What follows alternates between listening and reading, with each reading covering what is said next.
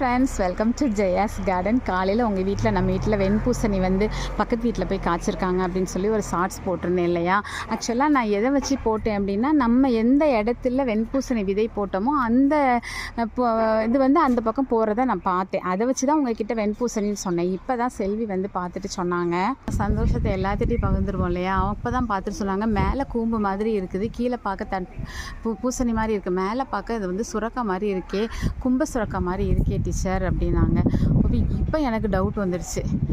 ஆனால் பறிச்சிருவோம் அப்படின்னு அவங்க சொன்னாங்க. எதுவாக இருந்தாலும் இருக்கட்டும் டீச்சர், வெயிட் பண்ணி பார்ப்போம், இல்லாட்டி விதையாக கூட ஆக்கிடுங்க அப்படின்ட்டாங்க. இங்கே பாருங்கங்க, என்னன்னே தெரியல. இங்கே பாருங்க, கும்ப சுரக்காயா வெண்பூசணியானே தெரியலங்க. ஷேப்பை பார்த்தா இப்படி இருக்குது. ஒருவேளை சத்து குறைபாடுனால இப்படி வந்திருக்கலாம் அப்படின்னு நாங்கள் பலவிதமான குழப்பங்களான ஒரு பேச்சுக்களோட விட்டுட்டோம். இப்போ என்ன பண்ணுறதுன்னு தெரியல. அவங்க வீட்டில் வந்தாங்கன்னா மேலே அது என்னன்னு பார்க்க சொல்லணும்.